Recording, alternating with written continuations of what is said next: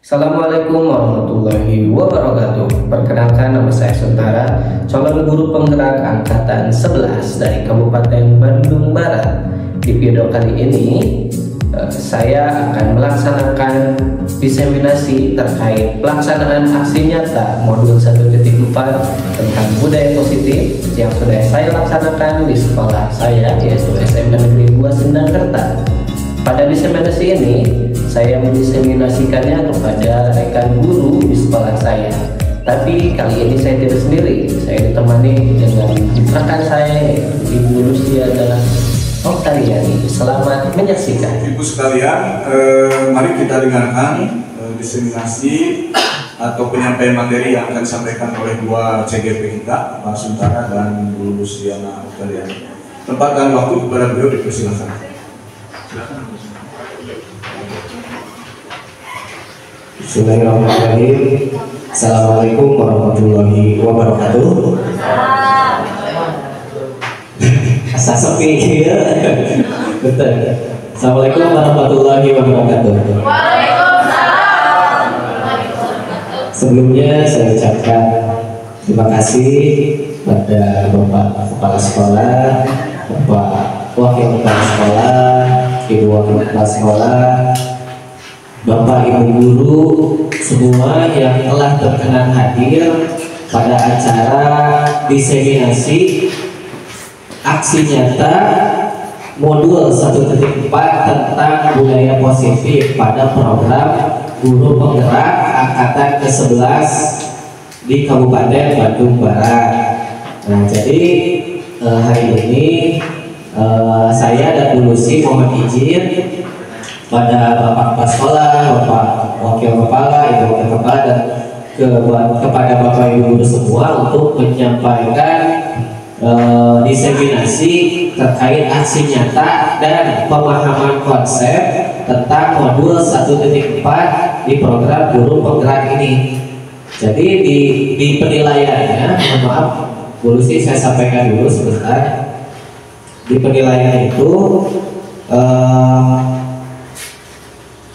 sesi berbagi berjalan tidak terburu-buru dalam durasi antara 60 sampai 120 menit, berarti minimal 60 menit.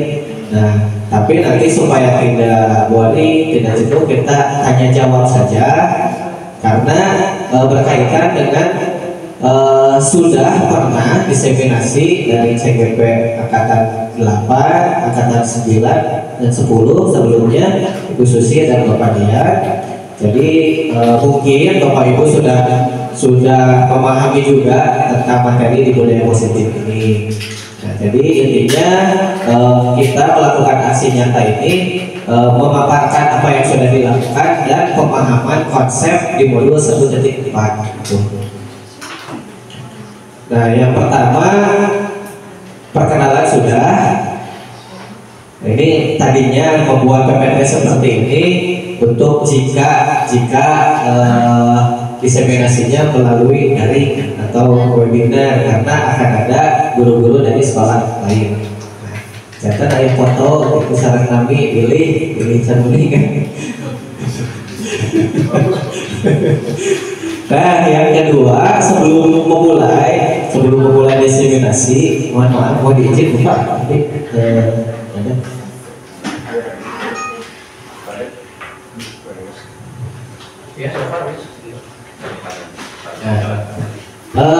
Yang pertama, sebelum memulai, kalau di kelas ada kesepakatan kelas, kalau ada rapat ada kesepakatan rapat, terus nah di sini ada kesepakatan forum diseminasi.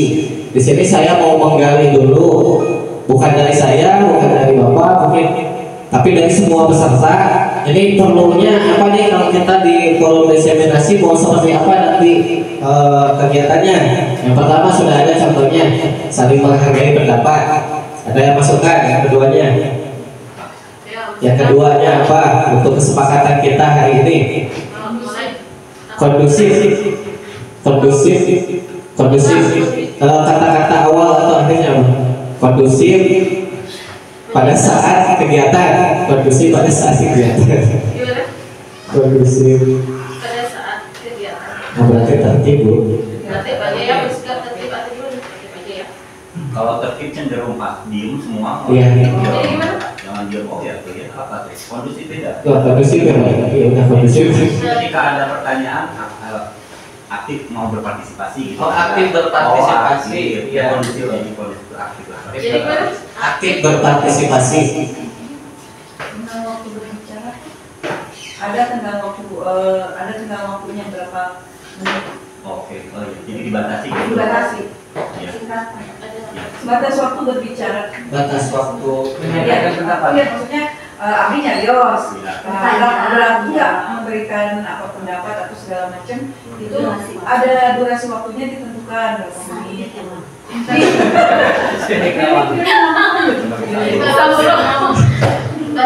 Ada batas waktu yang berpendapat. ya Tapi Pak, kalau menurut Abi itu kan gini, kalau kita dibatasi waktu ya, karena dalam menyampaikan sebuah pendapat itu tidak semuanya bisa lancar. Contoh seperti Abi habis gagap gitu. Bapak gimana? Jadi Andi Gagap gimana? Nah, iya. dia tidak melebar sama kemarin Iya, iya. Nah, berarti itu lebih cenderung ke ilmunya aja. Oke. iya makanya ada batas waktu. Tanggapan sesuai tema. Harus sama yang berbagai Mau menanggapi itu bisa salah, tidak salah. Oh, berarti Bagaimana sudah? Tadi tanggapan maksudnya supaya tidak bertele-tele kan ya? Iya, tidak Tanggapan bertele-tele. ada yang dimaksud jangan kemana-mana. Oh, iya. Kalaupun lama tapi walaupun lama tapi Masuk di situ. iya nggak apa-apa. Terus pada itu Pada sebuah permasalahan. Ya, dari fokus aja. fokus. Belajar kami. pada tema Ini langsung fokus pada Indonesia lah, kalian sudah Indonesia. Ya, menurut permasalahan. Belajar menurut salah jangan kawan. Perkawisnya malah yang makan komen. minum, boleh makan minum? Boleh lah. Boleh. Ya. Oke, nggak tahu. Yang lain setuju nggak makan minum? Boleh makan minum? Diselingi makan minum 9, 10, 11. Ya. Ya. Boleh. Boleh selingi makan. Kan terus SD. Astagfirullah. Ras. Nanti boleh izin keluar kalau ada misalkan apa namanya boleh izin. Izin keluar ruangan. Kalau pakai HP boleh nggak? Sepakati. Ini sampai berapa lama? Kalau 5 jam mah boleh. Kalau hanya 1 jam mah boleh nggak apa-apa, boleh nggak pakai HP juga 1 jam. Boleh kan? Apa yang bikin? Penggunaan awal seperlunya. Seperlunya, ya. Gawan, jawan. Gawa yang dia ya. Ya, Jawan. cukup Udah cukup ya kita. Bukan dulu, sepakati dulu kita sampai Sepakat berapa lama? semuanya? berapa lama Pak ngobrol Ya. Kalau tadi yang rubriknya 60 menit, maksimalnya 120 menit. Hanya mungkin nanti setengah 2 berarti maksimal sampai setengah 3 saja ya. Setelah termasuk sesi tanya jawab, Kalau tadi disatukan dengan pembukaan, ini sudah lebih dari 60 menit sebetulnya. Nanti kalau sampai setengah 3, makanya tadi kalau ada yang mau menyarankan sambil makan minum, izin keluar seperlunya, sangat diperbolehkan sekali supaya tidak jenuh, tidak terlalu stres dan sebagainya. Lanjut Ibu. Catatan rapat teman-teman. Nah, di modul 1.4 yang kami pelajari, Bapak Ibu, ada 6 konsep inti. Terkait budaya positif.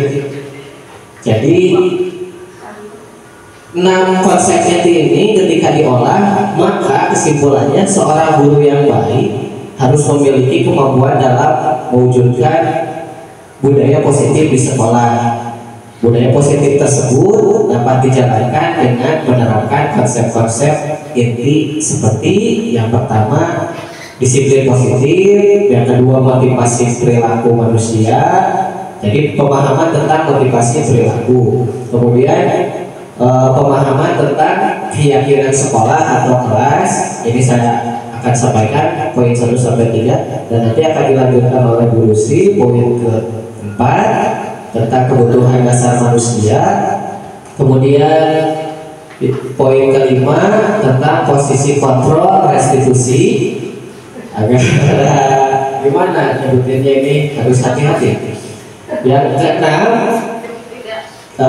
konsep atau pendekatan segitiga restitusi atau konsep restitusi yang dipelajari di program guru penggerak. Meskipun pendekatan untuk pembelajaran dan penanganan masalah itu ada banyak, hanya mungkin hasil riset yang dijalankan oleh para pakar pendidikan, konsep restitusi ini lebih tepat. Meskipun nanti ada yang lebih tepat ketika ada kasus-kasus yang memerlukan pendekatan yang lain selain dari restitusi. Makanya kemarin di elaborasi pemahaman dibahas Bu ya dengan instruktur. Apakah setiap permasalahan harus memakai restitusi, segitiga restitusi? Dan saya jawab tidak harus, karena ini hanya salah satu pendekatan. Segitiga restitusi itu hanya mungkin hasil riset dan hasil kesepakatan orang-orang pakar-pakar di Kemdikbud ini lebih bisa berhasil itu Bu restitusi ini. Selanjutnya Bu. Nah, disiplin positif dan nilai kebajikan universal. Sebelumnya saya baca Bu. Nah, barangkali ada yang mau menyampaikan dulu Bapak Ibu terkait disiplin positif dan nilai-nilai kebajikan universal. Ada yang sudah memahami atau pernah membaca, silakan. Itu lulusan dulu penggerak boleh. Boleh dari Coba masih ingat. Bu Susi. Atau begini, yang Bapak Ibu pahami tentang disiplin positif itu apa dan nilai-nilai kebajikan universal itu apa? Barangkali ada yang mau menyampaikan. Boleh searching. Boleh, silakan. Diskusi dulu silakan. Saya kasih waktu 1 menit Pak. Diskusi dengan teman rekan sejawat satu meja. Dia beri waktu 1 menit.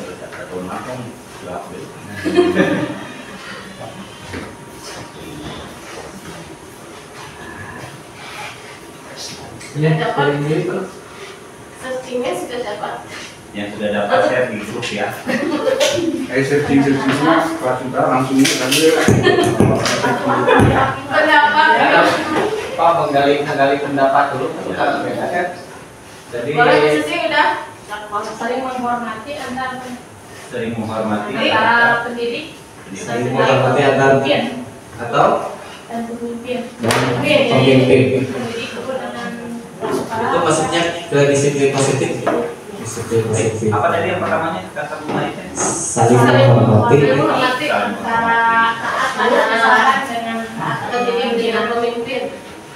Nah, ada lagi? Melakukan sesuatu atau segala hal sesuai dengan SOP. Nah, itu dari Pak Awai, melakukan segala sesuatu atau segala hal sesuai dengan SOP. Ada lagi disiplin positif.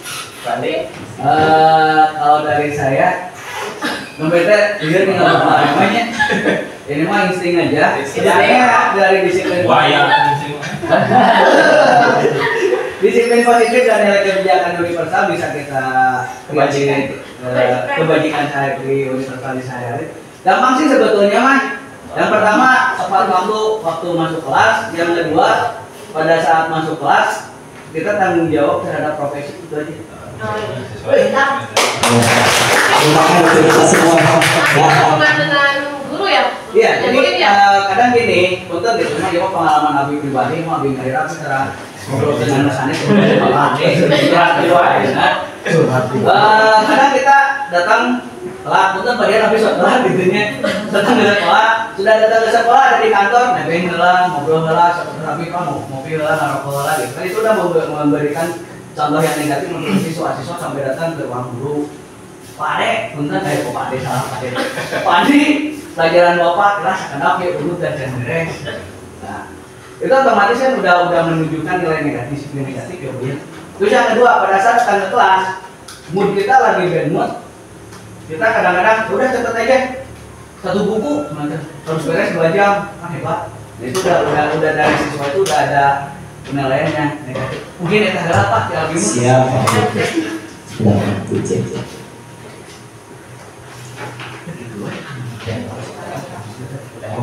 Sudah Pak? Ya, terima kasih untuk seluruh pendapatnya dari Bapak Ibu semua. Ya, kenapa digali dulu pendapatnya? Karena kalau kita mendengar kata disiplin positif, ya pasti arahnya ke sana, Bapak. Karena tidak akan jauh kemana-mana. Ya, kalau mendengar kata disiplin, keaturan, kan tadi kata Ibu, kata Pak Awan, keaturan, hal-hal yang harus ditaati gitu. Tadi kalau menurut teori Diana Galson, ya, disiplin positif merupakan suatu cara penerapan disiplin yang mengajarkan anak bertanggung jawab dan menumbuhkan kesadaran diri berdasarkan nilai-nilai kebajikan. Jadi si anak itu nanti sadar sendiri untuk disiplin itu sadar sendiri berdasarkan nilai-nilai kebajikan. Nah, yang jadi pertanyaannya nanti apa saja nilai-nilai kebajikan itu yang kita ketahui dan nanti yang akan disepakati di kelas atau di sekolah kita. Lanjut dulu.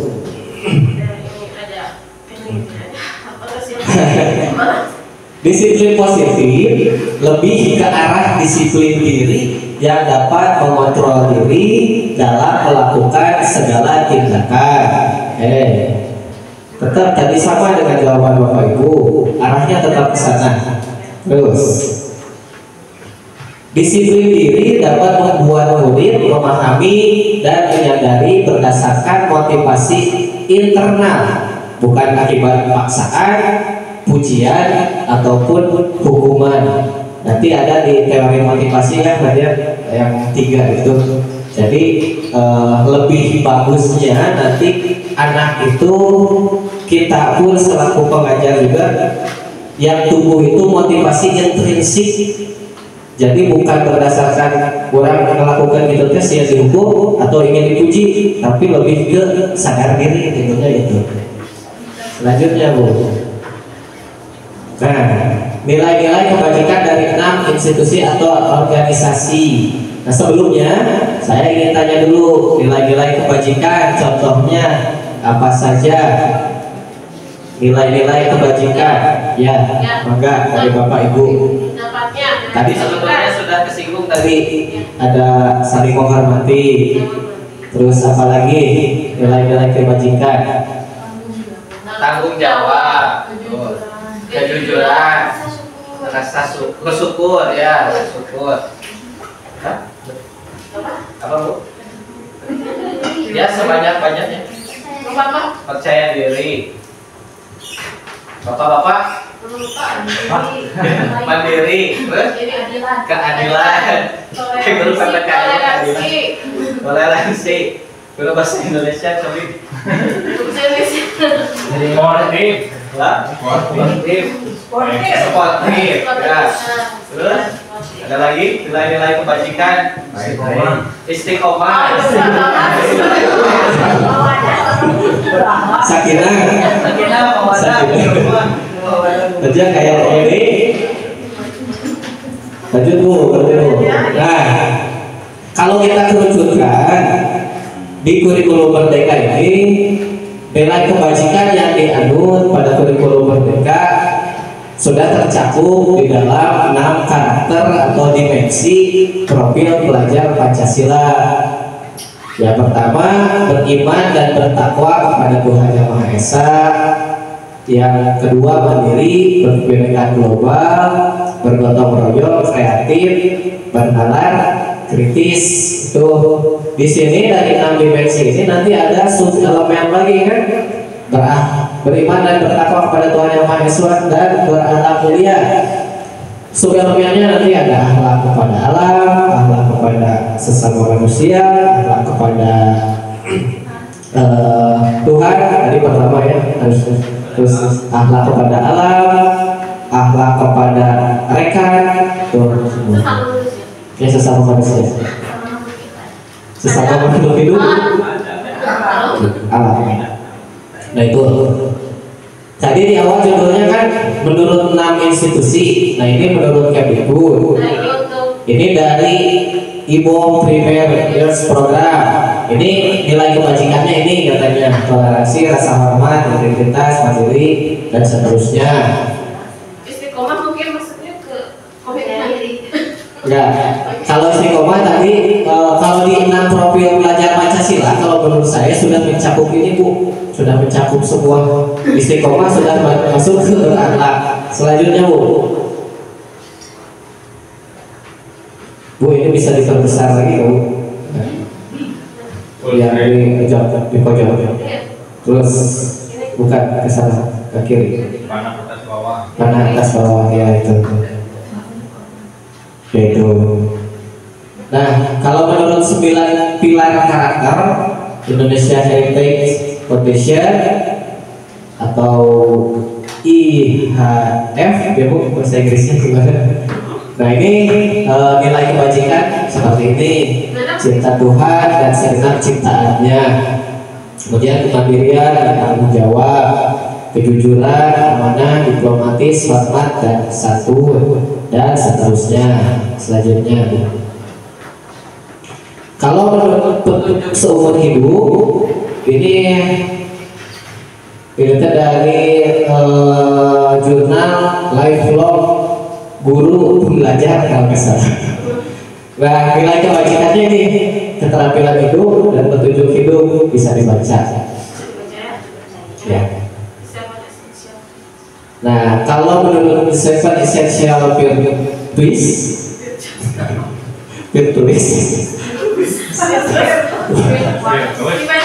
building moral intelligence. Nah, ini nilai kebajikannya ada 7: empati, suara hati, kontrol diri, rasa hormat, kebaikan, toleransi, dan keadilan. Nah, kalau menurut The Virtues Project atau proyek nilai-nilai kebajikan, ini ada banyak juga nilai-nilai kebajikan. Jadi di modul 1.4 kemarin saya baca 6 dari 6 nilai kebajikan dari 6 institusi. Hanya yang dipakai itu ke dari dimensi profil belajar Pancasila. Selanjutnya, nah ini sudah masuk ke poin kedua atau judul yang kedua dari budaya positif, yaitu motivasi perilaku manusia. Nah, saya mau bertanya lagi Bapak Ibu, apa yang melandasi perilaku manusia untuk bergerak? Barangkali ada yang mau menjawab, 2 orang. Keinginan. Oh, ayo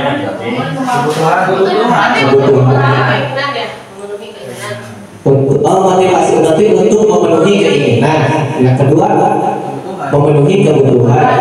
Sama. Ada lagi? Mungkin untuk apa? Misalnya anak suka Ingin aja. suka mengambil makanan Memenuhi rasa ingin tahu, kata Ibu. Iya. Misalnya untuk apa? Kebutuhan apa? Apa psikologis Terpaksaan. Kebutuhan sini. Keterpaksaan bisa ya? kebutuhan Terpaksa kebutuhan. bahkan Ya, supaya kita bingung lagi, coba. Masih menurut Diana Gosser ya kalau nggak salah, 3 motivasi perilaku manusia. Meskipun ada teori-teori yang lain. Yang pertama, manusia itu berperilaku untuk menghindari ketidaknyamanan atau hukuman. Motivasinya.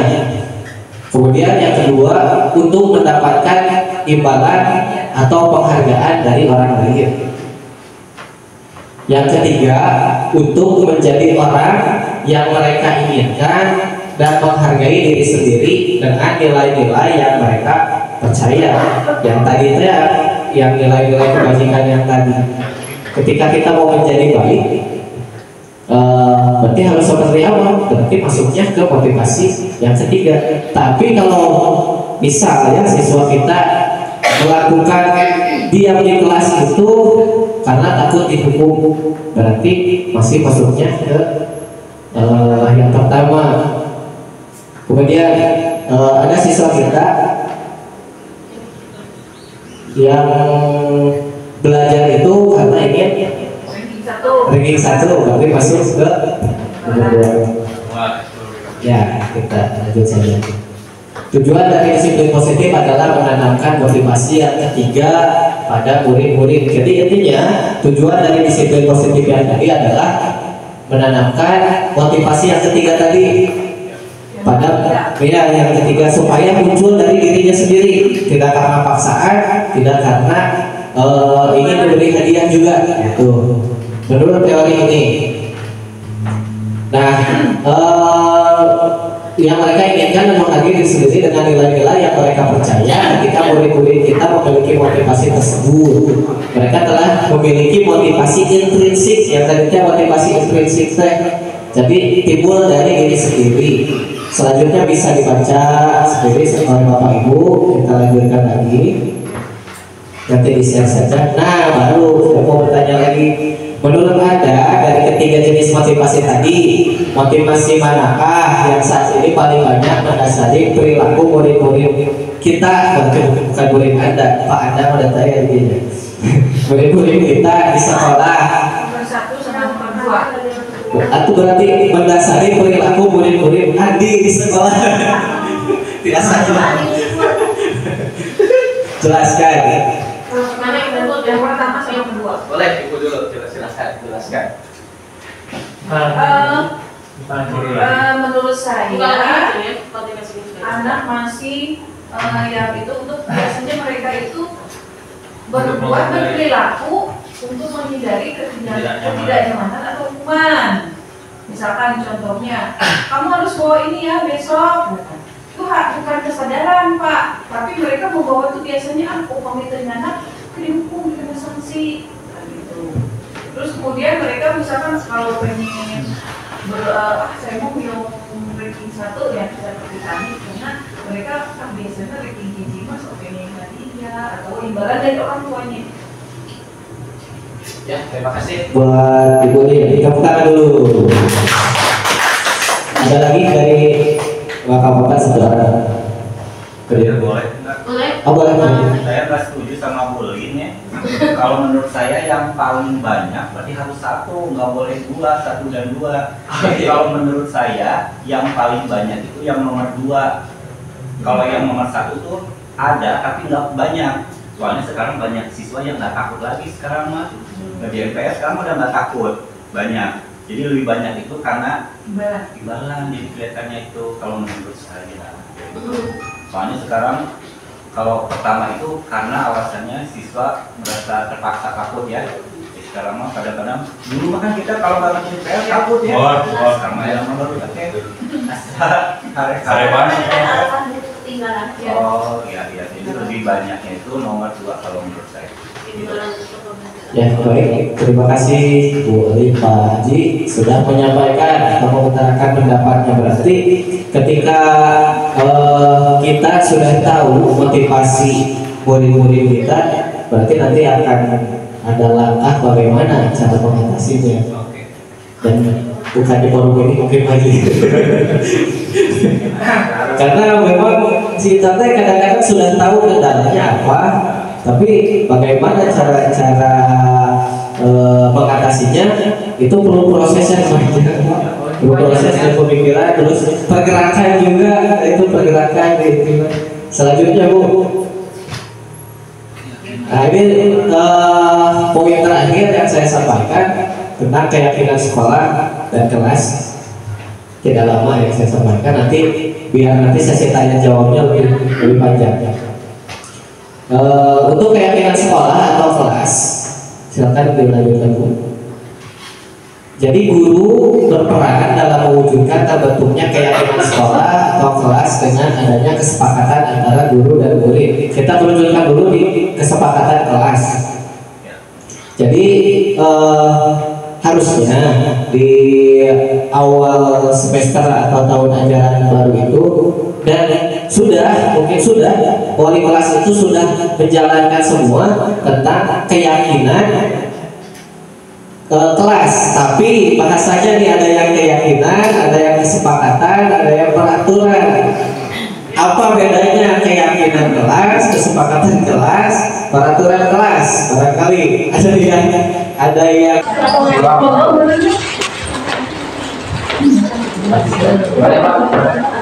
Kalau saya menyimpulkan begini, termasuk betul atau tidak ya? Saya ada dua pihak ya, yang satu yang punya kuasa, yang satu yang mengikuti ya. Kalau peraturan itu adalah aturan pernyataan sepihak dari yang berkuasa pada untuk yang dikuasakannya. Kalau yang kedua kesepakatan, mungkin persentasenya boleh dikata 50-50. Kalau tadi kan 100% dari yang penguasa ya. Kalau keyakinan boleh nggak 100%-nya dari si yang pribadi Bapak? Ya, misalkan siswanya. Misalkan kalau peraturan itu 100% datang dari guru penyataannya. Dari sekolah. Ya, dari sekolah. Kalau kesepakatan itu 50-50 dari guru dan dari siswa, saling menambah melengkapi. Kalau satu lagi keyakinan itu pure murni dari siswa, dia sudah muncul dari dirinya sendiri terkait dengan pernyataan-pernyataannya. Terima kasih. Boleh seperti itu, hanya yang dipelajari itu waktu terakhir saya keyakinan kelas itu awalnya muncul dari peraturan itu dulu, peraturannya apa, mau katanya negatif atau ada yang negatif, ada yang positif, kan dulu semua. Misalkan peraturan kelas tidak boleh bla bla bla, tidak boleh keluar masuk kelas dan seterusnya. Kemudian diubah jadi kata-kata yang positif gitu ya. Jadi harus kata-katanya itu tidak ada kata tidaknya, tidak bolehnya. Misalkan tidak boleh membuang sampah sembarangan. Berarti maksudnya nanti jadi kata positifnya buanglah sampah pada tempatnya. Masuklah ke keyakinannya nanti jadi ke nilai kebersihan, menjaga kebersihan. Keyakinan kelasnya ketika sudah keyakinan kelas, berarti semuanya sudah paham bahwa kita itu selaku murid dan semua aparatur kekelasan di situ harus memenuhi keyakinan itu, termasuk guru yang masuk ke kelas, bahwa setiap masuk ke kelas itu harus menjaga kebersihan. Semuanya bisa ditempel, bisa peraturan ditempel, kesepakatan ditempel, keyakinan juga ditempel. Itu berarti alur dari pembuatan keyakinan itu bisa semua ditempel. Boleh kesepakatannya saja bisa juga. Atau kalau sudah tertanam bahwa menjaga kebersihan itu dalam diri siswa ya, tidak boleh buang sampah, harus membuang sampah pada tempatnya, dan membawa sampah, merapikan kembali sarana-sarana tempatnya. Sudah tertanam itu tidak perlu ditempel peraturannya, sudah saja keyakinannya saja menjaga kebersihan, menjaga ketertiban. Tapi yang terjadi di kita ya belum sampai situ adanya menjaga kebersihan. Menjaga kebersihannya ya, saya orang tulisan aja. Sudah. Ya, ada yang lagi dulu ya ke materi selanjutnya. Bu, terus.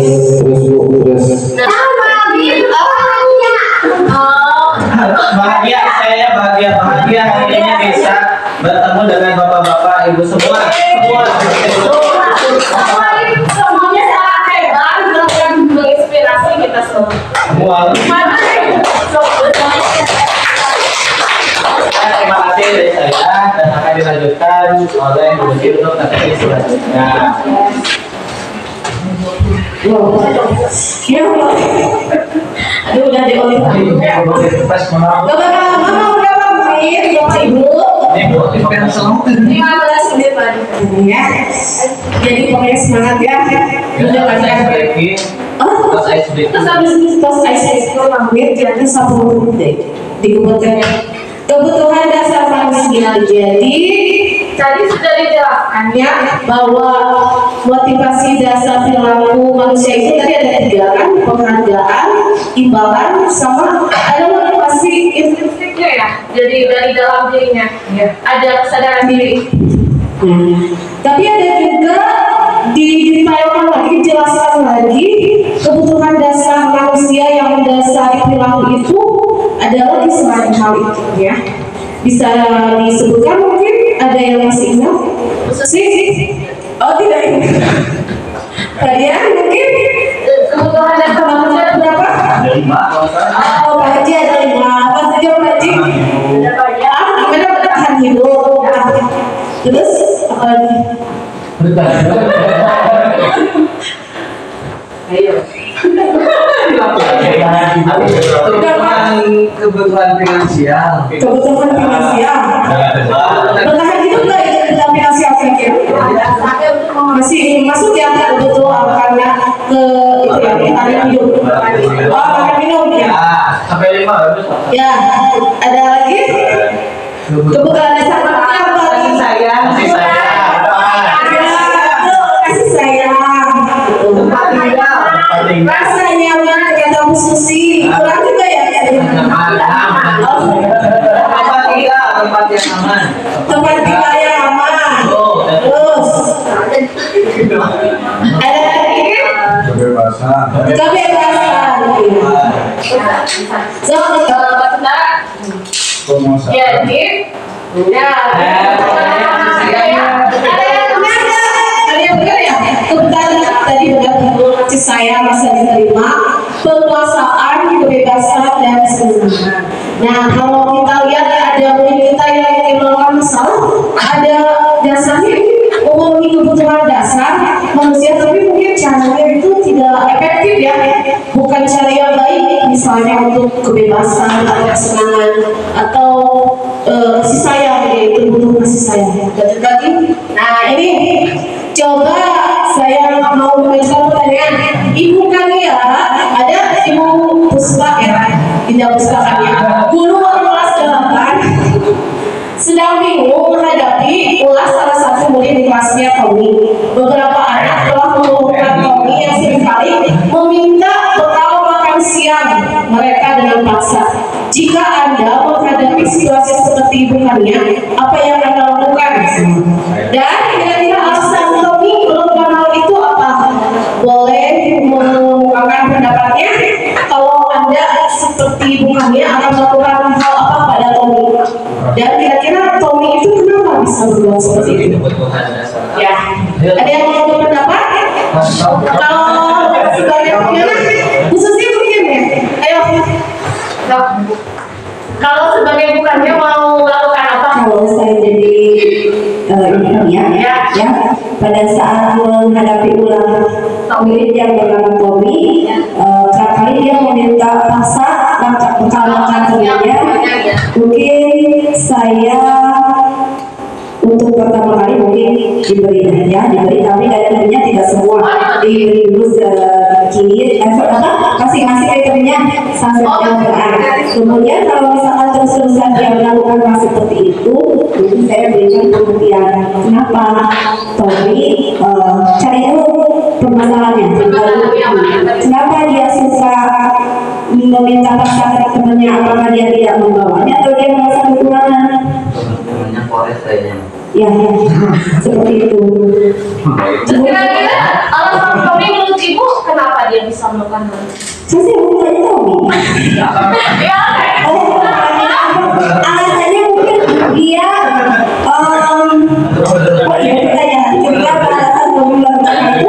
mungkin Tommy tidak mau bekal. Karena Tommy tidak mau bekal dari keluarga dan juga Ya, jadi dia biarin kata teman saya selalu bawa sandwich aja ke temennya. Mungkin itu saja. ya, jadi menurut Susi itu kalau sebagai bukannya yang pertama dibeli dulu ya. Dibeli dari hasil dari temannya, dari Rewan, dari Tomayo. Terus dia diberi pengertian selanjutnya. Terus ada dari bapak-bapaknya mungkin mau memberikan pendapat. Bapak kan ya?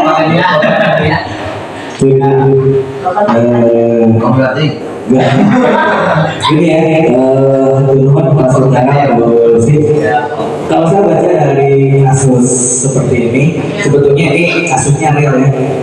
Real. Pernah ada, bahkan pernah, alhamdulillah saya pernah nangani kasus seperti ini, di mana ada saya sebagai guru atau di sini saya sebagai Ibu Hania Puspadina sebagai wali kelas 8C. Nah ini saran yang pertama adalah saya mengatakan dulu kepada siswa yang diminta oleh si Tommy ini, kami ya, tolonglah kasih dulu sedikit rezeki karena yang namanya rezeki itu tidak habis. Itu yang pertama ya. Yang kedua, kalau sudah beberapa kali, nah itu saya akan lebih saya akan gali lagi informasi tadi yang betul kata Bu Susi. Saya akan kasih cross check apa yang terjadi bukan di sekolah, bukan yang terjadi di diri Tommy, karena di sini Tommy dia mempunyai orang tua di rumah atau nggak ada orang tua pun ada penanggung jawab di rumah. Nah saya akan cross check di rumah Tommy apa yang mendasari Tommy melakukan seperti itu. Apakah emang secara finansial dia ada kekurangan atau ada penyakit psikologis lainnya? Psikologis yang biasanya kalau di kayak rekamannya kayak gitu kalau dalam bahasa psikologinya. Nah itu saya akan cross check. Jadi udah kalau tadi betul kata Bu Susi, terus yang terakhirnya apa? Alasannya kira-kira kamu melakukan hal itu menurut Pak Andi sendiri? Nah, alasannya yang pernah saya tangani kayak itu adalah karena dia kebutuhan sangat mendasar lapar, bertahan hidup. Tadi bertahan hidup. Kalau orang lapar pasti selalu akan melakukan apapun yang dia di luar jangkauan. Mungkin itu pendapat dari saya. Assalamualaikum. Bu Susi juga pernah mengalami kalau lapar dia kalau lapar Bu Susi. Saya ngajarin di sini. Saya mengalami hal ya sih Pak. Jadi ketika saya lagi ngajarin kisah tahun Pak, itu anak biasa seperti kata Pak Andi, kata dia kurang. Ini mah orang yang awalnya pun besar, terus pulang namanya tidak namanya ditulis. Kenapa nih kamu makan punya si Dinda? Hoyong, menyebut apa?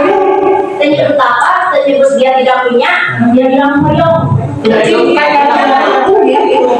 Kalau bisa kau itu ini diperhatikan. Iya. Orang tuanya terus di warisan orang tua tapi kan tapi orang itu gitu kan. Oh si anak itu karena membawa bekal banyak si Dinda. Oh begitu. Ibu sudah melakukan tahu ini aturannya kepada tarikan sesuai dengan kemampuan saya. Ya teman-teman bagus sih. Sesuai maupun Pak Andi itu sepakat bahwa kita tidak langsung menjudge anak ya, tidak langsung memberikan hukuman kalau anak itu melakukan hal yang bermasalah atau hal yang negatif, tapi dicari dulu ya akar permasalahannya. Baik, di sini alasan Tommy yang pertama bisa saja ya, dia ada beberapa alasan, mungkin ada observasi bahwa dia tidak mau bekal makan siang sehingga dia melakukan itu karena lapar, jadi kebutuhan hidup tadi. Terus selanjutnya alasan yang kedua ada juga dia bisa saja seperti itu ya, seperti kasus Susi tadi, dia itu bukan tidak mampu secara finansial, tetapi dia itu memang caper ya, cari perhatian ya. Jadi ingin temannya itu memperhatikan dia, jadi dia membuat masalah supaya diperhatikan ya. Ada yang seperti itu? Mungkin ada ya. Kita juga ada yang suka buat masalah karena ingin diperhatikan. Kemudian ya ada, kemudian ada kita yang masalah dulu karena ingin. Ada di kelas saya di kelas 8. Siapa? Siapa? Alasannya gitu, dia masuk sekolah, dia ikut apel, terus dia pulang. Alasannya dia setiap pagi seperti itu ditanyakan. Alasannya kenapa setelah apel kamu pulang, izin dulu. Tiba-tiba ada di kelas gitu ya. Dia bilang saya ibu setiap kenapa BAB-nya tidak tadi pagi gitu ya, kamu tidur atau nanti aja lah waktu di sekolah aja gitu kita air dulu buat ke toilet ya dia bilang bu saya nggak bisa makan lagi kalau saya makan lagi kalau saya sarapan saya sampai di sekolah udah harus pulang lagi karena harus BAB ya terus gimana tuh biar kamu masuk sekolah tapi tidak pulang lagi ya udah bu saya nggak sarapan kan jadi masalah pak sarapan takutnya jadi penyakit kumaha tuh kalau kamu sarapan tapi nggak BAB jadi kita saya akan usahakan tapi apa gitu berarti masih belum ada solusinya ya. Dan kemarin juga ada pas upacara kenapa orang yang sakit nggak segitu aja ya, betul nggak? Kemarin ada siswi ya, dia itu sepertinya selalu sakit pas upacara, tapi pas kita kasih perhatian dia malah semakin sakit, tapi pas kita cuek dia sendiri. Berarti mungkin ya betul kasih sayang dan perhatian ya. Bukan karena itu mah mau diperhatikan dulu untuk diperhatikan ya, jadi dia tuh pas kita mau perhatikan dia ingin merasa terus gitu diperhatikan gitu ya betul. Dan alasan yang ketiga karena temannya jadi takut dengan dia dan berpikiran, jadi dia itu paksa supaya dia itu disegani oleh temannya supaya dia dapat kekuasaan, dapat menindas orang lain gitu ya. Mungkin gimana sih selain makanan sebetulnya saya juga udah yang bagus tapi dalam ini ya. Jadi dia tuh setiap apapun itu juga salah satu dalam diri karena nyerah jadi nyuruh temennya. Saya tuh tahu oh dia tuh kenapa dipanggil bos ya dari kata bos di sini juga ada. Jadi semua nulis latihan tugas apa dikerjain sama temennya tuh jadi dari satu yang kerjain jadi banyak sama dia. Jadi kalau cepat kerjain orang dek ini nanti besok kamu ini dan mereka selalu nurut karena ya dia udah untuk ulangnya jadi bosnya lah. Jadi kekuasaan itu ya, jadi dia itu ingin berkuasa ya dalam teman-teman seperti itu. Jadi kalau tahu dasar perilaku manusia, jadi kita bisa tahu alasannya dan nanti solusinya seperti apa. Yang keempat, bisa saja dia itu kan bosan katanya, bosan dimasakin itu aja minum atau mie di sangguan ya, sering di sekolah kita itu bukan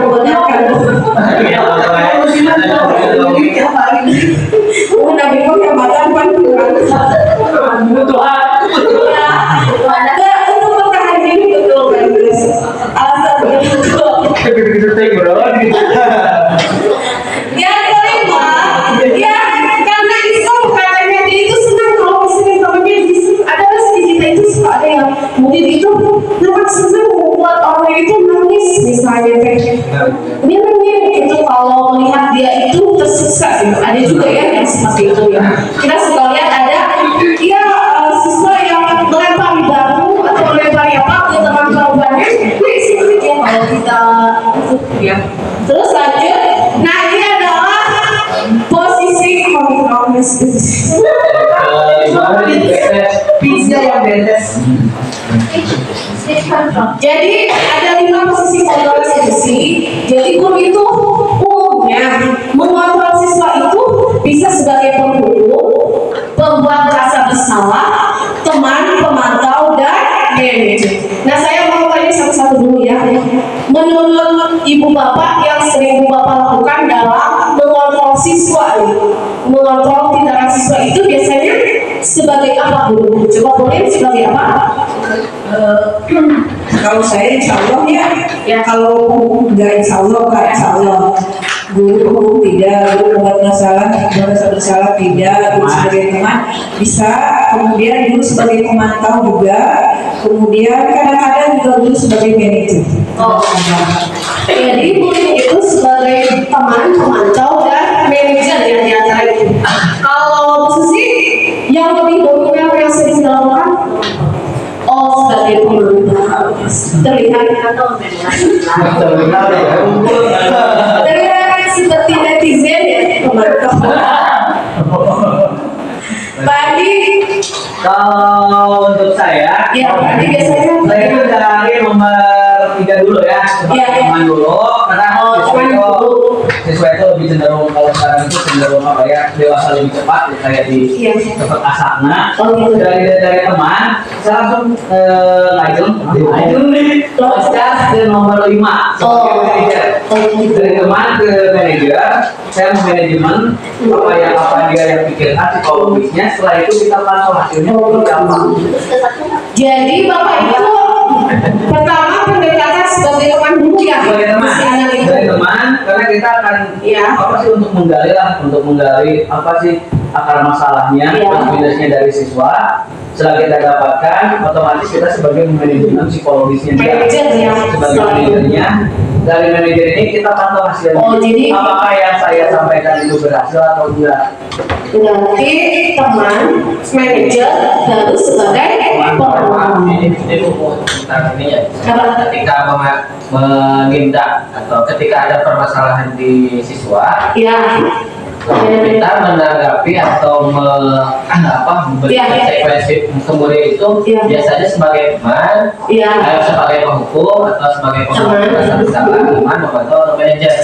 Ketika mengatasi permasalahan yang ada di bawah, mengatasi masalahnya, belum mengatasi masalahnya. Mengatasi masalah itu saya lebih senang sebagai teman. Sebagai teman. Iya, sebagai teman, karena kalau dengan sebagai teman kita meskipun tahu siswa dengan guru. Tapi kalau udah kita petik, kita ada pematiknya, itu akan semuanya akan keluar kan. Kalau dalam guru BPBK itu semua permasalahan masalahnya itu dari rumah, dari jalan, dari sekolah itu akan semua akan keluar.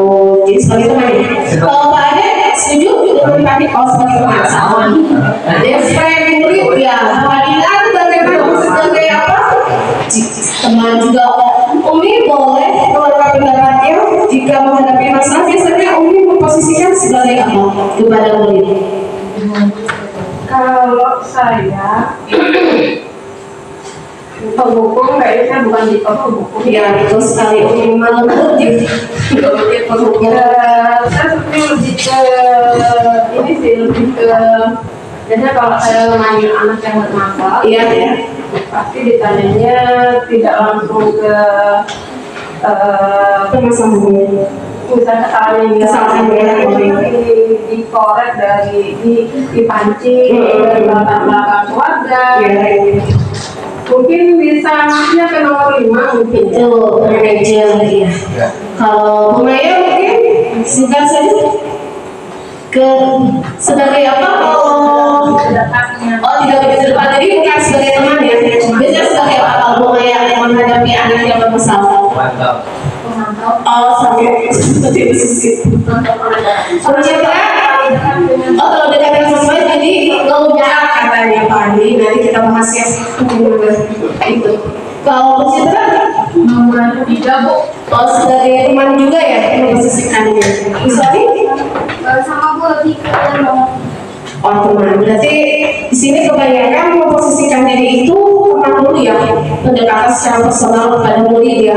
Bagaimana kalau murid sudah dekat dengan kita, jadi kalau kita ingin bertanya atau apapun, murid bisa leluasa mengungkapkan dirinya. Nah ini ya posisi kontrolnya, ini ada ciri-cirinya dimana kalau kita sebagai penghukum, pembuat rasa bersalah, teman, pemantau dan murid. Biasanya kalau menghukum itu langsung mengkritik ya. Kamu kesiangan lagi? Kenapa kamu kesiangan? Terus apa yang kali? Nah, sering nggak Bapak Ibu kenal dan bagaimana? Lalu itu berarti kalau kata-kata seperti itu berarti sebagai penghukum. Kalau mau merasa bersalah itu kalian kenapa kayak gitu? Atau kalian tidak kasihan sama ibu? Kalau kalian melakukan itu, pernah juga keluar kata itu. Berarti membuat rasa bersalah pada siapa? Kalau teman-teman, ayolah lakukan itu demi ibu. Atau masa kamu nggak mau sih? Nah, itu bapak berarti kata-katanya itu lebih tidak formal ya. Mungkin kata-kata ya bagaimana selayaknya teman. Kalau pemantau itu biasanya gini, suka dijelaskan atau suka ditanya kira-kira kamu kesian itu kesininya apa? Gitu. Jadi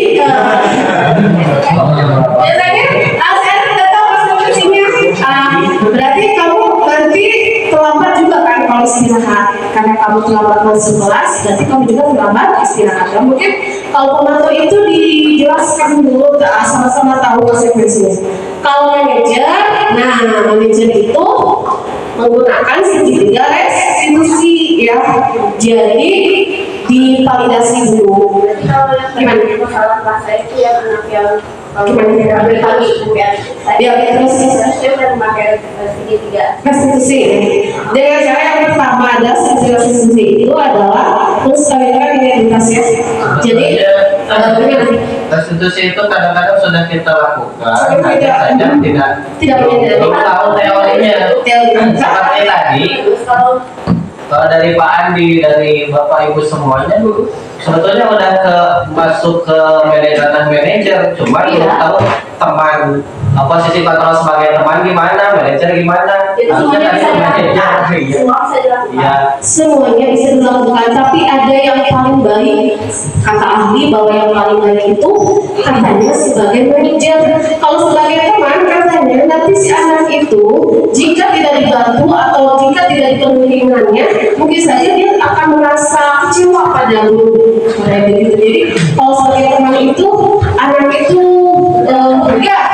Jadi anak itu diberikan kesempatan sehingga pada saat dikecewakan oleh guru dia merasa tidak berhenti. Tapi kalau manajer itu memunculkan motivasi di dalam dirinya dengan cara menstabilkan identitas dulu, bertanya bahwa kenapa kamu seperti itu, tidak apa-apa, setiap orang itu punya kesalahan, tidak apa-apa loh, setiap orang itu masih benar kayak gitu. Ya, tidak bisa itu untuk bagian observasi lalu mewawancarai siswa itu sudah masuk manajer. Cuma mungkin solusi kalau manajer itu nanti solusinya itu ada nanti pada saat sudah diketahui alasannya, lalu validasi tindakan, lalu nanti solusinya gimana nanti setelah kamu berbuat seperti itu kira-kira untuk kondisinya kamu akan melakukan apa?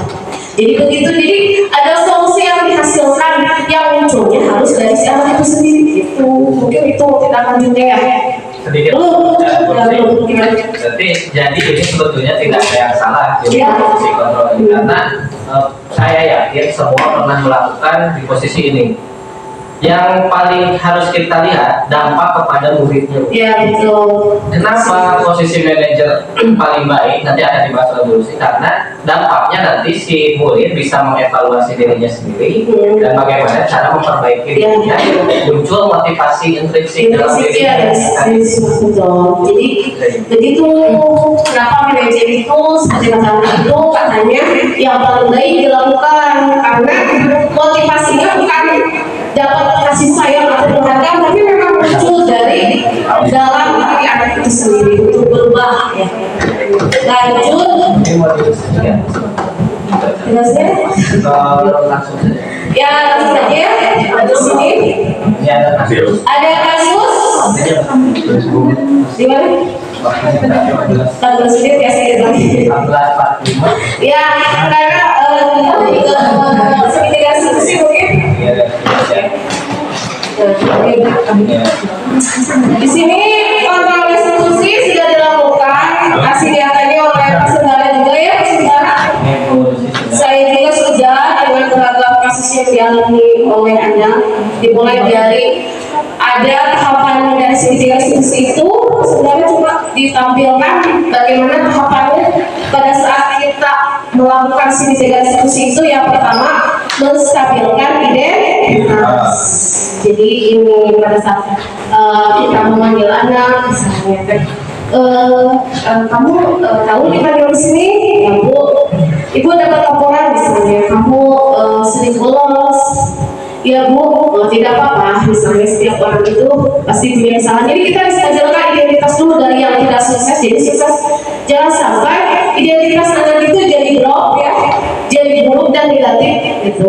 Karena sudah dijudge oleh kita, kamu sebagai seorang yang suka terlambat di sekolah, jadi gitu. Identitasnya jadi identitas tidak sukses gitu kelihatannya. Jadi lalu tapi terus untungnya ya kalau distabilkan dulu ya sudah kita coba ya kita usahakan tapi kan tetap seperti itu, telat lagi atau misalkan main bola lagi ya kan. Walaupun kita sudah menstabilkan bebas bahwa tidak langsung mengejasnya dengan sebutan negatif gitu. Tidak ada perubahan. Tapi ibu sudah memberikan solusi atau cara itu udah solusinya dari ibu dari anak itu. Misalkan yang terus main bola kan selalu diambil. Ya, kenapa main bola? Kosong jamnya. Ada tugas tidak? Sudah ada tapi sudah selesai. Ya, jadi ini bolanya ibu ambil. Menurut kalian sebaiknya diapakan nih? Disimpan ibu, nanti mau dimainkan di lapang, kita istirahat, atau buku itu mau digunting? Ya. Jangan ibu simpan aja, nanti dipakai, ya boleh. Gitu. Tapi ternyata begitu lagi. Ternyata si anak itu mulai biasa Iya betul. Pingsan. Mungkin ada yang mau berpendapat lain bagaimana kalau sudah melakukan segitiga diskusi tapi tetap anak itu melakukan kesalahan yang sama. Kalau menurut saya mungkin segitiga diskusinya belum betul-betul dilaksanakan ya. Yang tadi solusinya kayaknya dari anak solusinya belum ada gitu. Jadi solusinya bukan ini bolanya mau dimanyain, bukan. Tapi bagaimana supaya kamu tidak main bola saat ada pelajaran belum fix, belum ada solusinya muncul gitu. Oh iya, jadi bukan. Ya mungkin salah satunya anaknya karena itu kesenangan dia, dan dia punya kebutuhan atas kesenangan. Iya betul. Terus kemudian dia juga di pekerjaannya sudah beres, apalagi dia butuh kesenangan, akhirnya dia main bola. Jadi solusinya belum muncul kalau menurut saya. Betul ya. Jadi si anak itu belum memunculkan solusi dari si anak itu sendiri ya Pak, untuk menggantikan rasa senang dia setelah main bola itu ya. Begitu mungkin itu yang harus kita mulai coba Bu ya.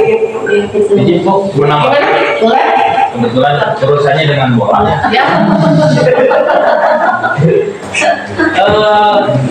Mungkin terkait masalah itu kita bisa melihat dari beberapa sudut pandang, dan kebetulan kemarin pas waktu 17-an acara 17-an kita keliling ke bawah sama Umi.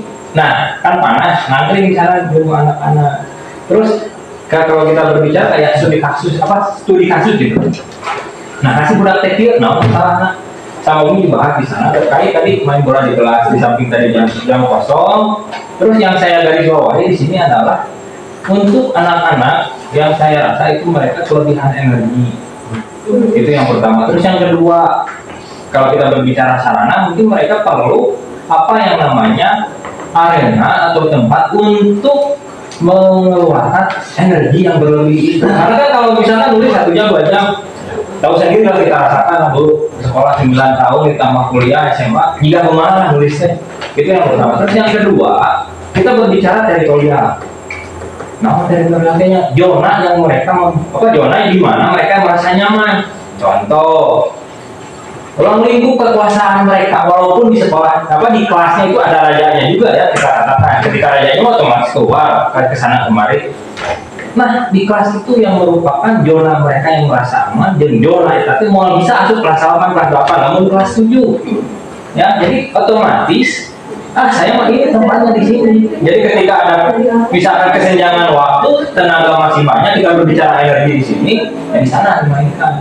Karena lewat pun kalau untuk anak kelas 7, Umi tanya, lewat sini harus isi. Kalau rumah lewat isi berarti zona nyaman mereka tuh lewat bawah. Karena kembali ke materi yang tadi Pak Sundara, mereka cari aman, cari nyaman. Ya, berarti mengenai kalau kita berbicara solusi untuk hal tersebut, hendaknya menyediakan ruang secara privasi untuk jenis-jenis siswa mengenai lebih jauh nanti jika kurang asesmen awal pembelajaran, asesmen diagnosis kelak, baru supaya aman di kelas itu kayak nomor misalkan namun lainnya hobinya masalahnya murah saraya dikerjakan gampang main bola plastik banyak. Yang PR buat kita lapangan yang sakit itu urusan pembelajaran lagi musik kata orang itu kan. Nah, ayeuna berbicara yang di kelas mau beres-beres.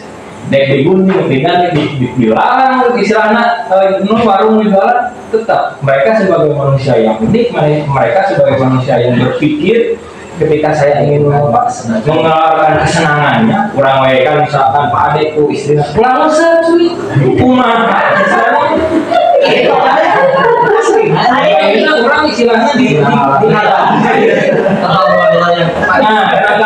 seperti itu. Kembali itu menjadi sudut pandang orang, kita ambil sudut pandang dari anak-anak. Saya tidak punya wadah untuk mengeluarkan. Akhirnya berbicara kan saya eskul, nunarana eskul diatur, bukan mereka yang membuat aturan. Kalau di kelas bermain bola, ini teori saya membuat aturan, saya senang, saya nyaman, energi saya terkeluarkan secara maksimal. Seperti kita mungkin yang saya garis bawahi di sini, secara hak mereka berarti butuh itu istilahnya momen dimana mengeluarkan energi. Kalau dibilang positif, benar kurang positif, nah lain waktunya, lain tempat. Dibilang negatif, daripada dipendam sesuai bahasanya, jadi jerawat atau kumaha, nah benar. Benar, main gitu. Seperti itu yang di pandangan saya terkait masalah. Kalau dibilang masalah istilahnya mereka anak-anak bermain di luar konteks yang seharusnya. Tapi sisi positifnya karena yang mereka ekspresi yang mereka membuat nyaman di sekolah, yang membuat kadang-kadang aman ke sekolah yang main bola di kelas. Kita kan nggak tahu konteks yang sebenarnya dari hati mereka seperti apa. Mungkin pendapat saya seperti itu. Ya. Jadi siswa berulang-ulang main bola di kelas itu karena tidak terpenuhi. Ya. Tidak terpenuhi kebutuhan dasarnya itu akan kesenangan. Sebetulnya Gimana? kayak gimana ya, Kak? Bukan kebutuhan dasar, tapi kalau bicara di ilmu IPA, Ya.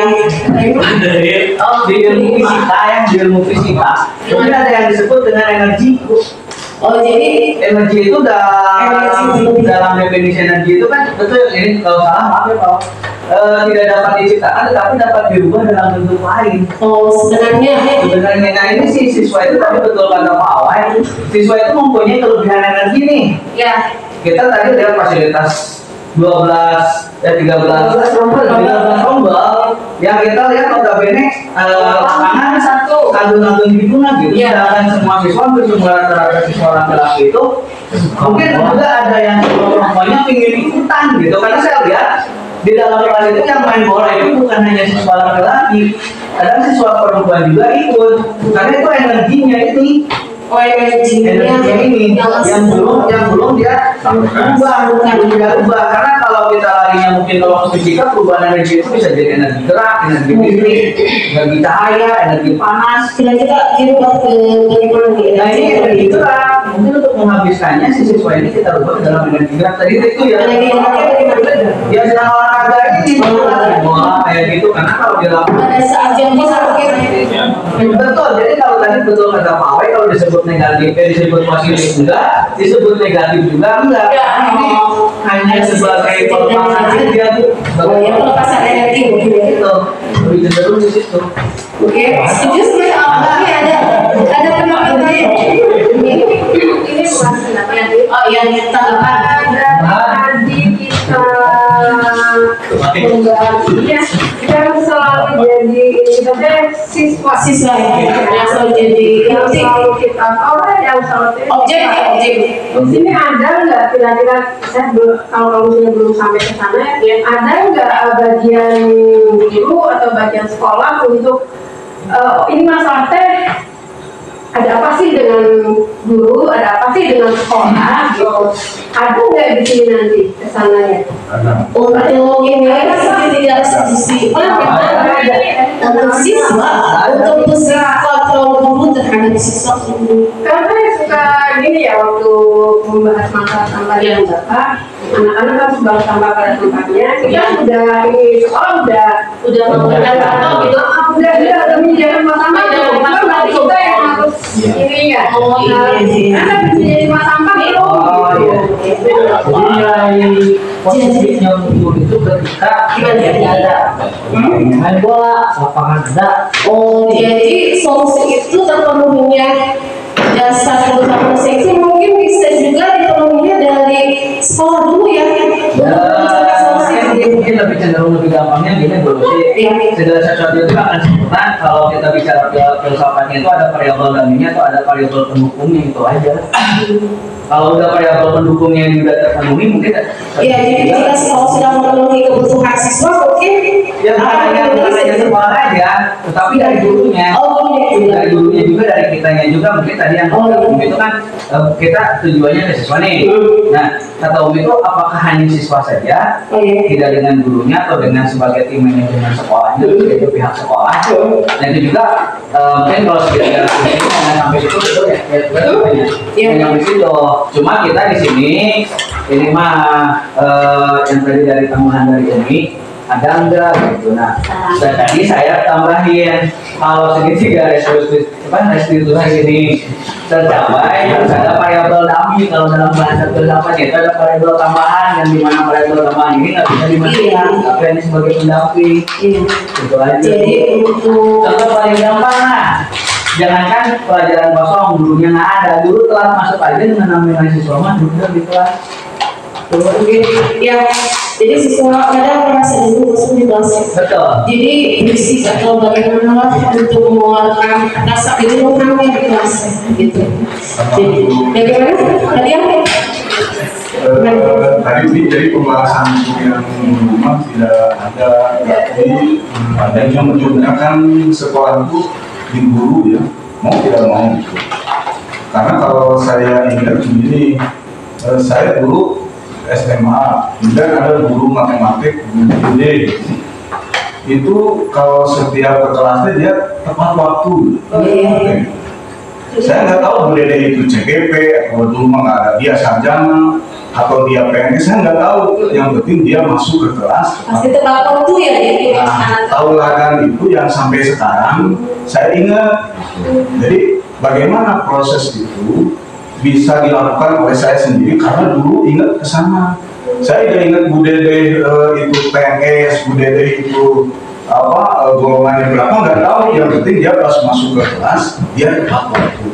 Nah itu yang jadi inspirasi bagi. Nah tauladan inilah yang harus dikembangkan oleh. Jadi ketika dulu anak kita diajar itu, yang ingat di anak kita itu bukan titelnya dia di masa SPD-nya, atau dia di masa PNS-nya, atau dia di masa CGP-nya, guru penggerak, bukan. Tapi seorang guru yang dengan anak itu dekat, belajarnya itu menyenangkan dan bisa memberikan tauladan yang positif terhadap siswa. Sehingga pas masuk ke kelasnya, ayo bapak saya menikah coding, bukan masalah jumlahnya, tapi saya sebagai guru harus memberikan pelayanan terbaik pada siswa. Jadi ketika ada siswa yang enggak, bapak ibu sekalian, nanti ada istilah alfa, beta, gamma. Alfa, beta. Nanti ada orang yang seperti di atas alfa. Kalau yang alfa itu biasanya kalau ke siswa itu nunjuk, ayo nunjuk. Kalau yang di atas alfa, nah itu orang tuh hanya sekedar diam saja, terus tangannya matanya gerak, anak sudah set. Itu ada karakter di atas alfa. Jadi kita nggak perlu banyak bicara. Anak-anak masuk jalan, keluar aja dari ruang guru, kemudian anak masih diam aja begini. Udah anak terus pada masuk. Nih ada yang ayo masuk gitu. Nah itu udah ada kelihatan kan. Tapi ada yang siswa di dekat bapak harap itu udah beda lagi karakternya seperti itu. Nah jadi bapak ibu sekalian, kalau saya ngobrol dengan persis seperti ngobrol dengan, mohon maaf Pak Nasib. Jadi kalian nggak akan lihat orang kalian CGP-nya, nggak akan tahu GP, CGP, nggak akan. Tapi yang dilihat oleh kalian itu, kalian ngajar bagus enggak? Kalau saya pernah ngajar Bu Siti Sony, ya, kan ngajar bapaknya, pernah kan lihat bapak ngajar? Nah itu memori itulah yang diterapkan kepada siswa, nanti siswa ke depan itu bisa mengambil hikmah dan manfaat dari apa yang kita rasakan. Jadi ngajar ke babari nama, sebab kalau main beda di kelas itu beda lagi. Kita tidak akan setiap waktu trauma dari Allah sedangkan pasti susah. Tapi bagaimana kita memberikan hal yang positif terhadap siswa. Jadi kalau restitusi itu bagus, kan kuncinya ada di sini. Oh iya. Contoh juga bisa meminimalisir ya terhadap pelanggaran disiplin. Jadi kalau ini memberikan contoh kalau ada seperti tepat waktu kelas, mungkin meminimalisir adanya jam kosong sehingga siswa itu bermain bola di kelas. Jeda waktunya. Iya, mungkin ada jeda waktu yang panjang. Ya, bisa kita gali bersama bagaimana solusinya. Itu Bu, targetnya siswa susulan ke kelas. Abi masih kira kok dilanjutkan. Kalau ada saya ngajar di A, tapi di kelas B ada yang itu saya ngajar kelas B. Pelajaran apa? Terus kira-kira nih bagaimana supaya kamu tidak keluar? Karena kalau kamu keluar nanti mengganggu kelas yang lain belajarnya. Jadi cara apa? Berikan solusi kepada siswa yang gitu. Pak kan sudah dikasih tugas, nah sudah dikasih tugas coba kerjakan. Jadi awas kalau keluar, awas jangan begitu tapi ini pelajaran apa? Bukunya sudah ada. Kira-kira kamu mau belajar apa? Halamannya berapa? Coba pelajari. Jadi berikan solusi apa? Pilihan-pilihan terhadap siswa. Jadi cuma masuk ke kelas, tapi kita ke kelasnya memberikan solusi biar anak tidak di kelas ya.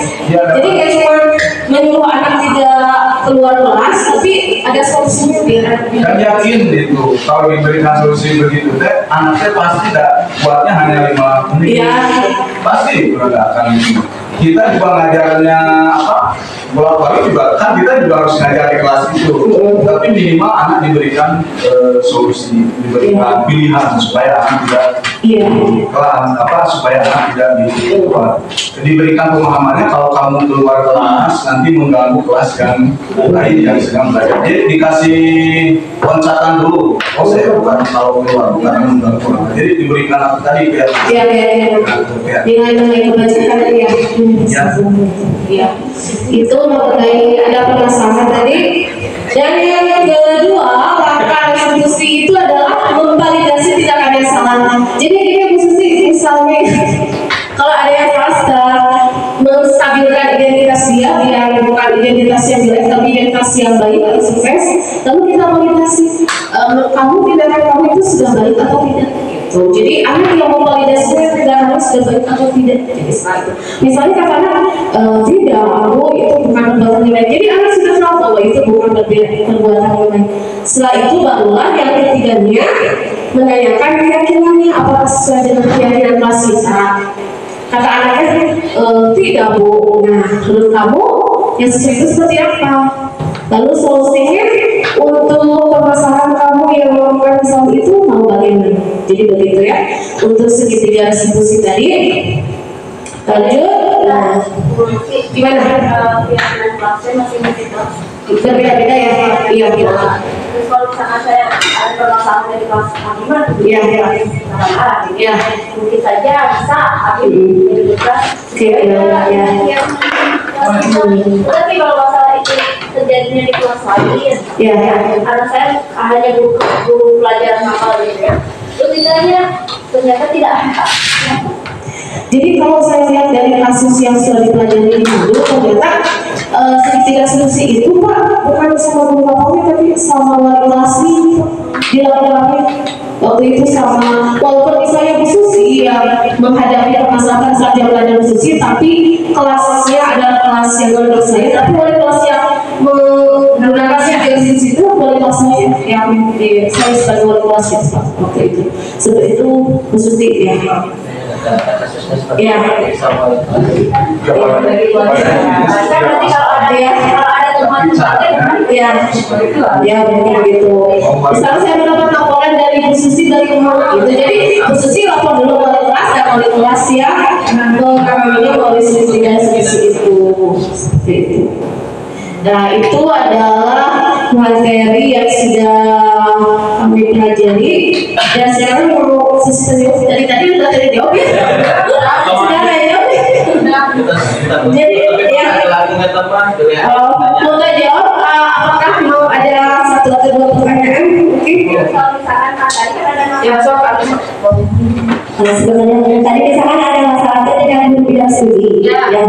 Terus tapi yang di penyelesaiannya sama kelasnya, terus selesaiannya apa? Iya kan, dari Hasilnya, anak itu nanti minta maaf. ya mungkin nanti anak solusinya gimana? Saya mau minta maaf pada Bu Susi. Oh nanti dia Ternyata tidak datang. iya nanti solusinya datang dari saya. Jadi kalau dia solusinya minta maaf pada Bu Susi, Tapi yang penting mah nanti ada perubahan. iya.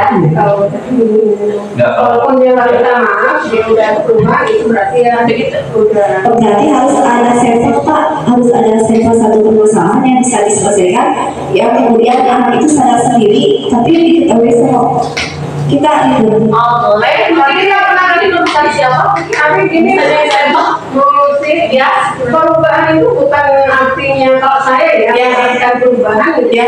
Bukan tadinya anaknya yang apa luar biasa kemudian jadi dia ada penurunan kualitas dan kualitas pengetahuan juga itu ya suatu perubahan kalau kata saya. Ya benar termasuk di kelas saya si Maria ya, si Maria Janur itu udah ada sedikit perubahan Pak. Asalnya aku gitu ya dia up terus itu akhirnya sudah melandai, sudah bagus hampir di semua mata pelajaran. Ya tapi itu belum direstitusi. Itu udah tumbuh sadar sendiri. Tapi kan prosesnya secara tidak langsung. Iya. Karena restitusi itu tidak harus kaku berurutan 3. Iya. Pemahaman anak itu restitusi itu ya anak dipanggil, terus dia menyadari kesalahan dia, kemudian dia tadi mengkalibrasi ya dan sebagainya sampai dia bisa menyadari apa kesalahan dia. Tapi dengan sendirinya gitu anak itu udah ada motivasi gitu ya.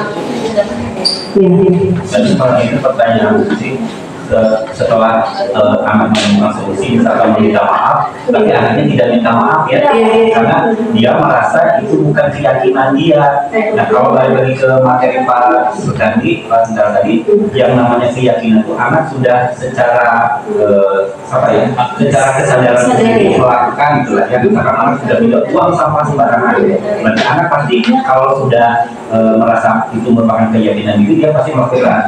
Kalau saya melihat tadi emang di kesepakatan kelasnya keyakinan kelasnya memang belum ini, keyakinan kelasnya itu masih baru kesepakatan. Jadi keyakinan diri belum dia. Tapi seperti kata Umi tadi juga memang kalau memang mengharapkan anak melaksanakan solusi atas solusinya gitu ya, dan belum muncul ke sana, memang kalau sudah menurun kualitasnya, menurun frekuensinya itu juga sudah kemajuan ya dari anak. Tapi tetap kita harus mengacu kepada kayaknya untuk menemukan keyakinan bersama ya, tinggal gampang. Iya betul. Tidak mungkin bapak semester itu semester tidak mungkin. Kan perubahan itu kan tidak instan Pak ya, instan. Dan kalau misalkan contoh keyakinan diri, saya nggak pandai dengan saya yang kalau punya sampah mau makan di bioskop, permen, kalau masuk kantor ini ada keyakinan saya, kebiasaan saya.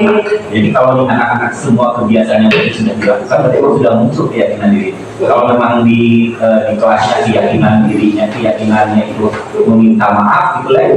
Kalau udah muncul, udah kuat, pasti dia akan melakukan yang berarti menurut saya belum muncul keyakinan diri. Jadi masih disebutkan kelas. Keyakinan dan setia tidak perlu. Tapi mungkin ibu bapak sudah melakukan keyakinan kelas di kelas masing-masing? Belum. Ya, Kesepakatan kelasnya gimana? Enggak, beda-beda kan itu bisa dari penerapan kalau kita ada ya, pasti masing-masing ke situ Iya. Jadi awalnya itu dari peraturan tata tertib sekolah. Iya. Jadi diambil. Nah kalau di kelas 9 amat, anak-anaknya udah hidup, udah buang soal pada kesepakatannya, nggak usah ada kesepakatan bersih-bersih lagi di kelas karena udah ada keyakinan. Jadi kalau ada keyakinan nggak usah dituliskan ya. Ya itu udah keyakinan. Tapi yang dibutuhkan di kelas itu untuk kelas 9 apa? Misalkan tadi saling informasi. Ya jadi awalnya memang dari apa? Dari tata tertib sekolah. Dari peraturan sekolah. Kalau muncul dari anaknya, misalkan boleh makan minum sambil belajar, kan kita nggak biasa begitu ya, tidak sepakat. Jadi jangan muncul dari anak secara utuh, tapi diturunkan dari peraturan sekolah. Kemudian juga belajar waktu membuat kelas kita lihat dulu dari kelas yang sudah ada.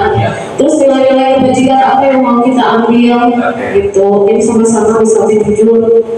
Lalu kita cari contoh tindakan mana yang sesuai, yang seperti dan tidak seperti nilai kebajikan itu. Nah itulah yang bisa kita tuliskan dalam keyakinan kelas. Seperti itu. Dan mungkin jangan terlalu banyak keyakinan. Iya itu. Juga. Betul. Nanti kita susah. Jadi kalau sedikit mah kita gampang ingetinnya. Kita terang jujur, kita gampang ingetinnya nanti dari guru-gurunya. Dan kalau bisa juga ditulis di kelas di masing-masing kelas. Karena walaupun mungkin Bu Susi bukan wali kelas 9A, tapi kita lihat keyakinan kesepakatan kelasnya itu mungkin nanti dia bisa mengingatkan gitu. Iya, begitu. Ya, Ibu, Bapak, mari kita belajar berkeyakinan kelas. Terus tadi kata Bu Susi, apakah mau kita sampel untuk membuka shifting institusi? Sampel pada siswa kita? Ya, misalkan sekarang mungkin ada siswa yang tumbuh dari diri dia, supaya berhasil di Bu Susi. Mungkin nanti bisa misalkan Bu Susi atau Bu Lucy atau yang lain ketika mendapatkan sebuah kasus dan melakukan segitiga restitusi, nanti bisa share ini. Saya rasa ya di praktek baik lah nanti saya pada kesempatan berikutnya lah bisa lah. Iya. Jadi gitu ya. Kalau mau ditulis di jurnal boleh nanti bisa dibuat baca oleh guru-guru yang lain. Iya. Hasilnya seperti apa? Ya jika wali kelasnya nanti mendapatkan siswa yang mungkin melakukan tindakan yang tidak sesuai dengan sistem positif ya, bisa melakukan praktek segitiga restitusi, sama-sama bisa kolaborasi ya dengan saya dengan saudara Pak Dian juga Bu Susi nanti bagaimana melakukan segitiga restitusi dan kita lihat perubahannya seperti apa ke depannya ya. Saya juga penasaran segitiga restitusi itu akan seperti para ahli berdampak yang lama katanya karena solusinya berasal dari siswa itu sendiri gitu. Ya begitu aja Pak Saudara, mungkin ada yang jawab? Udah? Sudah cukup ya? Sudah bisa energinya sudah tidak berlebih lagi energinya? Baiklah Bapak Ibu Guru, sebelum itu saya ucapkan terima kasih kepada Bapak Kepala Sekolah, Bapak Sekjen Guru, dan Bapak Ibu Guru sekalian yang sudah mengikuti diseminasi budaya positif dari saya dan Pak Saudara. Terima kasih sebesar-besarnya. Mohon maaf sekalian bila ada kesalahan atau kekurangan dalam penyampaian seminasi ini. Wabillahi taufiq wal hidayah. Wassalamualaikum warahmatullahi wabarakatuh.